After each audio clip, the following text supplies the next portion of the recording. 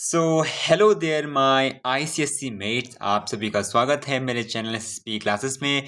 मैं आपका दोस्त शुभम सिंह पुंडीर और मैंने आप सभी के लिए बायोलॉजी सीरीज़ की सबसे पहली वीडियो जो कि है कंप्लीट रोड मैप, वो जो सबके लिए वो वीडियो एप्लीकेबल है, मैंने बना दिया है। आप उसे ज़रूर देखिए। और ये वीडियो होने जा रही है कि कुछ नहीं पढ़ा तो क्या करें, या फिर थोड़ा बहुत भी पढ़ा है, मतलब अगर 100% नहीं पढ़ पाए हो या 80% ही पढ़ा है, 70% पढ़ा है, तो क्या करें?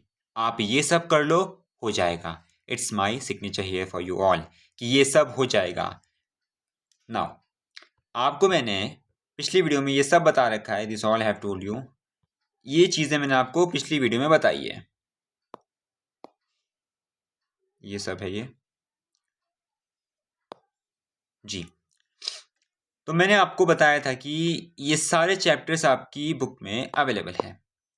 पहले बायोलॉजी के बेसिक चैप्टर्स है, दूसरा प्लांट के है, तीसरा ह्यूमन है और चौथा हमारे पास एक्स्ट्रा चैप्टर्स है जो पोल्यूशन, पॉपुलेशन और ह्यूमन एवोल्यूशन। तो क्या क्या चीज़ें आपको पढ़नी है जो कि इम्पॉर्टेंट है, बहुत ज़्यादा चांसेस है कि इनसे क्वेश्चन आ सकता है। सबसे पहले आप आ जाइए एवोल्यूशन चैप्टर पे।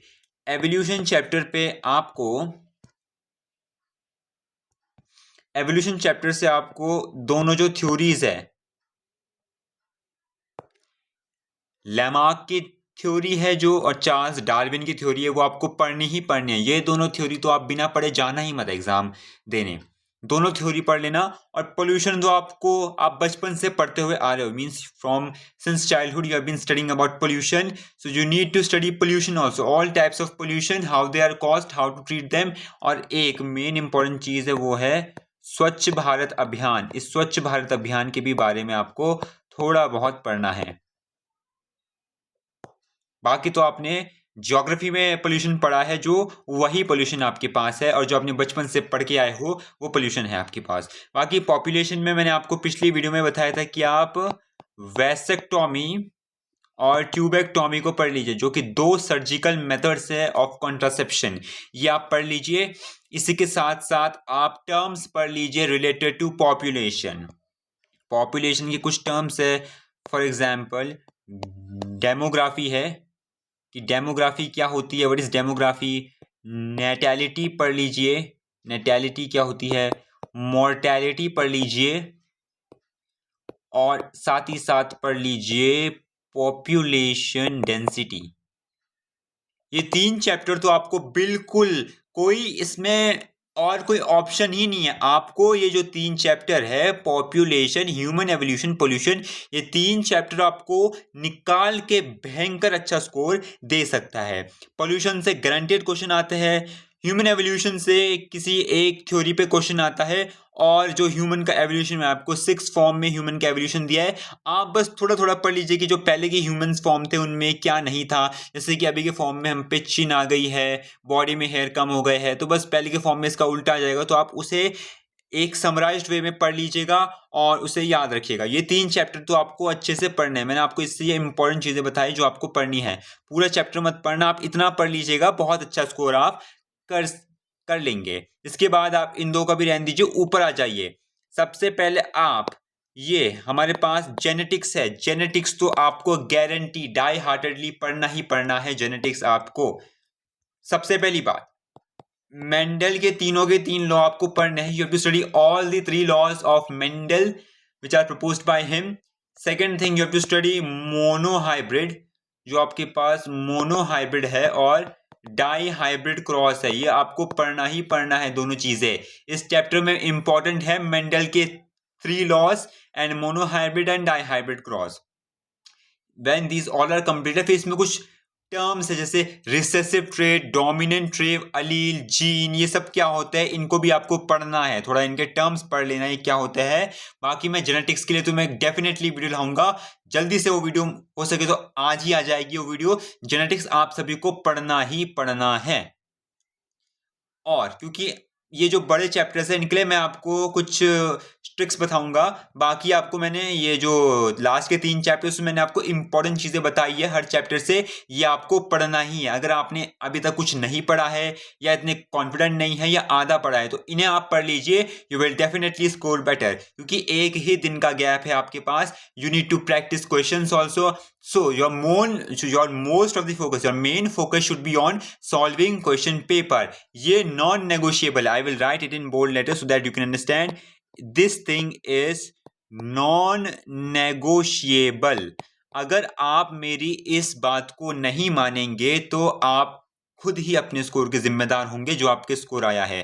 Please, I know it can be sound something serious sound हो सकता है, ये थोड़ा अलग सा साउंड हो सकता है, लेकिन प्लीज आई एम ऑल्सो, मुझे भी आपके स्कोर से बहुत मीनिंग है उससे, मतलब बहुत ही मतलब है बहुत आपके स्कोर से। आपका स्कोर अच्छा आएगा तो I will also feel good, I will also feel grateful कि मैंने हेल्प की, अपने जूनियर्स की, सभी की हेल्प की और सबने अच्छा स्कोर किया। तो प्लीज़ ये चीज़ें नॉन नेगोशिएबल है, आप इसे कतई नहीं छोड़िएगा। चाहे आप कंटेंट कम पढ़ लो, कंटेंट आप कम पढ़ो, आपका टोटल 100% सिलेबस है।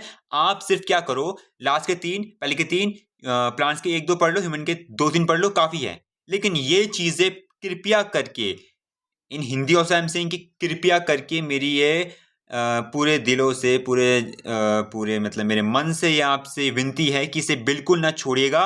And in English also, it's non negotiable, I am requesting you from my bottom of my heart, these things which I'm going to tell you now, these are non-negotiable, and if you skip it, if you try to skip it or if you skip it, then it may or may not affect your score. So these things, ये जो चीज़ें है वो सबसे पहली जो चीज़ है आपको देखना है sample paper, these are very very important। आपको 2026, 2025 और 2024 का सैंपल देख लीजिए, तीनों के तीनों। दूसरी चीज है जो आपके पास PYQ पेपर है। देखो, अगर आपके पास प्लेंटी ऑफ टाइम है, अगर आपका सिलेबस पूरा हो गया है तो आप जितने PYQ पेपर देखोगे बहुत बहुत ज़्यादा फायदा है आपके लिए। लेकिन अगर मैं मानता हूँ कि आपको पढ़ना भी है, आज आप पढ़ लेंगे, कल भी आपने पढ़ना है थोड़ा बहुत, तो आप क्या कीजिए, 25, 24, 23, 25, 24, 23, 22 में हाफ बोर्ड हुआ था, 21 में बोर्ड नहीं हुआ था, 20 और 19, ये 5 साल के लास्ट 5 ईयर्स के पेपर आप देख लीजिए, बहुत बहुत ज़्यादा हेल्प मिलेगी।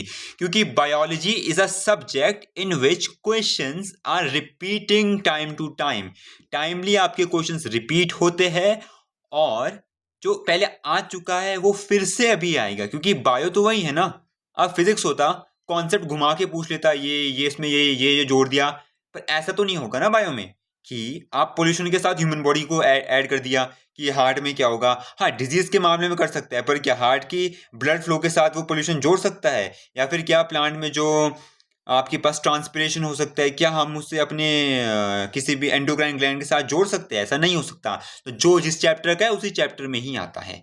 तो आपको बस जानना है सैंपल पेपर। तो देखो, अगर आप इतना भी नहीं कर सकते तो आप ये 26-25 का सैंपल कर लीजिए, 25, 24, 23 का पेपर कर लीजिए, बहुत ज़्यादा इंपॉर्टेंट होगा। और तीसरी बात, this is the most non negotiable, ये आप छोड़ नहीं सकते, ये बात वो है, तीसरी बात है कि जो होते हैं CFQs, competency focused based questions, जो बोर्ड ने आपको आइटम बैंक्स दी है, the CICSC council has provided you with the CFQ question booklet, आपको उससे क्वेश्चंस करने ही करने हैं। You can set aside 1 to 2 hours for this particular thing, आप 1 से 2 घंटे तक इसके लिए निकाल लीजिए, CFQs के लिए। यह बहुत डाई हार्टेडली इंपॉर्टेंट चीज़ है। प्लीज़, आपसे बहुत बड़ी मेरी दरख्वास्त है, रिक्वेस्ट है, यही मैं आपसे चाहता हूँ, ये आप कर लीजिए। अब आते हैं बैक टू अपने टॉपिक्स पे। जेनेटिक्स के लिए मैं आपके लिए अच्छे से वीडियो बना दूंगा। क्रोमोसोम में आप क्या कर लीजिए, थोड़ा सा DNA के बारे में सब कुछ पढ़ लीजिए। DNA के चारों के चार जो N बेसिस होते हैं, नाइट्रोजनस बेसिस होते हैं, न्यूक्लियोटाइड होता है, न्यूक्लियोसोम होता है, कुछ टर्म्स है, उससे आप टर्म्स के बारे में पढ़ लीजिए कि क्या होता है। सेल साइक्लो सेल डिवीजन से आप अच्छे से बस माइटोसिस पढ़ लीजिए। माइटोसिस आपने पढ़ लिया, जो सारे फेज होते हैं उसके IP मैट, पहले कैरोकाइनेसिस होता है, फिर साइटोकाइनेसिस होता है। कैरोकाइनेसिस में डिवीजन ऑफ न्यूक्लियस होता है, उसके अंदर ये आईपी मैट करके आता है। आप इसे याद कर लीजिए, आईपी मैट, इंटरफेस, प्रोफेस, मेटाफेस, एनाफेस और हीलोफेस होता है। इन्हें आप याद कर लीजिए। माइटोसिस आपको पढ़ना ही पढ़ना है इसमें। स्ट्रक्चर ऑफ क्रोमोसोम में आपको डीएनए पढ़ना है, और सेल साइकिल, सेल डिवीजन में माइटोसिस पढ़ना है। जेनेटिक्स में मेंडल लॉ, मोनोहाइब्रिड, डाइहाइब्रिड और टर्म्स पढ़ने हैं, रिसेसिव, डोमिनेंट, एलील, जीन, ये सब टर्म्स पढ़ने हैं। अब बात आते हैं, पहले प्लांट्स में आ जाते हैं। प्लांट्स में आपको क्या करना है, प्लांट्स में एब्जॉर्प्शन में आप पूरा का पूरा आप क्या कर लीजिए, ऑस्मोसिस पढ़ लीजिए अच्छे से। Osmosis, osmotic pressure, active transport पढ़ लीजिए। टोनिसिटी आप पढ़ लीजिए। टोनिसिटी होती है जो topic, tonicity, hypertonic, hypotonic, isotonic, और इसी के साथ साथ जो सेल की स्टेट होती है कि जब ज़्यादा पानी घुस जाए तो सेल हमारा टर्जिड हो जाता है, यानी कि फूल जाता है, और जब सारा पानी बाहर निकल जाए तो सेल हमारा फ्लैसिड हो जाता है। आप इसे समझ लीजिए, ये भी इम्पोर्टेंट है, इतना ही है। और एक टॉपिक है, ये इम्पोर्टेंट नहीं है पर एक एसेंट ऑफ सैप करके टॉपिक है, उसे भी एक बार देख लीजिएगा, इतना काफ़ी है आपके लिए। Then now it's time for transpiration. Transpiration में यू हैव टू सी कि आपको स्टोमेटल ट्रांसपिरेशन क्या होता है वो पढ़ लीजिए, और एक पोटोमीटर का क्या काम होता है। इससे एक डिवाइस होता है जो गेनोंग ने बना रखा है। Ganong is a scientist who have created this potometer. It is used to measure the rate of, कि कैसे हमारा रेट होता है, रेट ऑफ ट्रांसपिरेशन। इसमें एयर बबल वाला आपका डायग्राम होगा, एयर बबल वाला आपको पढ़ना है। इसके बाद देखिए, ट्रांसपिरेशन ऑफ फोटोसिंथेसिस में एक चीज बहुत इंपॉर्टेंट है, वो है फैक्टर्स। मैंने आपको फिजिक्स के पेपर में भी फैक्टर्स के बारे में बताया था। इसमें भी देखो, ट्रांसपिरेशन ऑफ फोटोसिंथेसिस में है कि what are the some of the things which affect the rate of transpiration और फोटोसिंथेसिस। उन फैक्टर को जरूर से पढ़ लीजिए आप। बाकी फोटोसिंथेसिस में आप सब कुछ पढ़ लीजिए। लाइट फेस होता है एक, और एक डार्क फेस होता है। देखो, मैं आपको हर चैप्टर से थोड़ा थोड़ा बता रहा हूँ। अब ये आप पे डिपेंड करता है कि आप कितने चैप्टर्स खत्म कर सकते हैं। That is totally dependent upon you. मैं हर चैप्टर से आपको थोड़ा थोड़ा बता रहा हूँ, विच इज मोस्ट इंपॉर्टेंट, जो एग्जाम में आता ही आता है। बाकी इट्स ऑल अपॉन यू। आपको जो जितना पढ़ना है आप अपने हिसाब से पर्सनलाइज कर सकते हैं। बाकी मैं एक 50+ वाली वीडियो भी लाऊंगा, उसमें मैं अपने हिसाब से बताऊंगा कि कौन से टॉपिक से आपको पढ़ना है जो आपके लिए इंपॉर्टेंट है। And I make last advice video, बहुत सी जो मैंने केमिस्ट्री के लिए बनाई थी, फिजिक्स के लिए बनाई थी, उसी पैटर्न में मैं और वीडियोस भी लाऊंगा फॉर बायोलॉजी 2। फोटोसिंथेसिस में आप light dependent, dark dependent face पढ़ लीजिए, और एक्टिविटीज के बारे में पढ़ लीजिए कि कैसे सनलाइट इंपॉर्टेंट है फोटोसिंथेसिस के लिए, CO2 इंपॉर्टेंट है, ऑक्सीजन उसमें नहीं निकलती है, ये सब पढ़ लीजिए। केमिकल कोऑर्डिनेशन में आपके पास 5 हार्मोन है, उनके बारे में थोड़ा थोड़ा पढ़ लीजिए, और 5 मूवमेंट है प्लांट की, उन्हें पढ़ लीजिए। बस इतना ही है इसमें। सर्कुलेटरी सिस्टम में बस आपको हार्ट का स्ट्रक्चर पढ़ लीजिए कि हार्ट में ब्लड कैसे पंप होता है, कैसे अंदर बाहर जाता है, ब्लड कहाँ से कहाँ जाता है, कौन सी आर्टरीज मेन है, ये सब आप हार्ट के बारे में ही पढ़ लीजिए। एक्सक्रीटरी सिस्टम में आपके पास जो नेफ्रॉन होता है, नेफ्रॉन में कैसे हमारा ब्लड फिल्टर होता है, glomerulus, Malpighian capsule, Bowman's capsule, DCT, PCT, loop of Henle, ये सब पढ़ लीजिए, ये स्ट्रक्चर काफ़ी है। नर्वस सिस्टम में आपको एक न्यूरॉन के बारे में पढ़ना है, थोड़ा ब्रेन के बारे में पूरा पढ़ लीजिए, स्पाइनल कॉर्ड के बारे में भी पढ़ लीजिए, और एक चीज़ है सिनैप्स के बारे में पढ़ लीजिए। और जो आपका, जैसे मान लीजिए सबसे पहले रिस्पॉन्स होता है, वो रिस्पॉन्स में तो मान लीजिए मैंने यहाँ पे प्रिक किया तो क्या होगा, मुझे दर्द होगा। मैंने प्रिक किया तो क्या हुआ, वो एक रिस्पॉन्स, वो एक स्टिमुलस था, मतलब मैंने इसे प्रिक किया यहाँ पे। फिर क्या होगा, यहाँ पे मेरे पास क्या है, सेंस ऑर्गन है। ये सेंस ऑर्गन से सेंसरी न्यूरॉन्स होते हैं इसके अंदर, वहाँ से थ्रू जाके हमारे उससे कैरी होके हमारे यहाँ है तो ब्रेन में जाते हैं, तो स्पाइनल कॉर्ड में हमारा CNS होता है, सेंट्रल नर्वस सिस्टम का पार्ट होता है। तो फिर वो सेंट्रल नर्वस सिस्टम में वो एक्सेस होता है, और बाद में जाके वो मोटर नर्व या मोटर न्यूरॉन के थ्रू हमारे एफेक्टर ऑर्गन्स में जाता है, जो हमें रिस्पॉन्स मिलता है। तो मैं अगर यहाँ पे पिंच करूंगा तो क्या होगा, मैंने यहाँ पे पिंच किया तो उस एरिया पे, उसके आसपास के एरिया पे दर्द होगा। तो ये सब चीज़ें हैं, आपको पढ़ना है। सेंस, उसके बाद सेंस ऑर्गन में आपके पास आई और ईयर है। ईयर में देख लीजिए आप बॉडी बैलेंस वाला पार्ट पढ़ लीजिए, वो कि बहुत ही ज़्यादा इंपॉर्टेंट है बॉडी बैलेंस में, और थोड़ा सा बॉडी बैलेंस वाला पार्ट ही आप जनरली पढ़ लीजिए।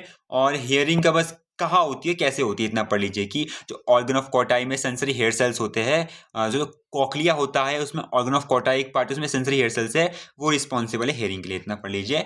आई में आप आई के जो स्ट्रक्चर पढ़ लीजिए, आई कैसी होती है, और थोड़ा आई के जो इफेक्ट्स होता है, जैसे मायोपिया होता है और हाइपरोपिया, आई के जो प्रॉब्लम्स होती है आई में से, जब चश्मा लगता है उसको आप पढ़ लीजिए।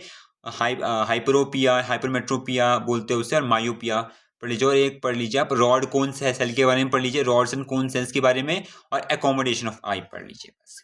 फिर इसके बाद आप एंडोक्राइन सिस्टम में क्या है, 4 आपके पास एंडोक्राइन ग्लैंड है, बस थोड़ा थोड़ा पढ़ लीजिए उनके बारे में, सबके बारे में। और रिप्रोडक्शन में आप male part, female part, male female and आप प्लेसेंटा पढ़ लीजिए, प्लेसेंटा के बारे में।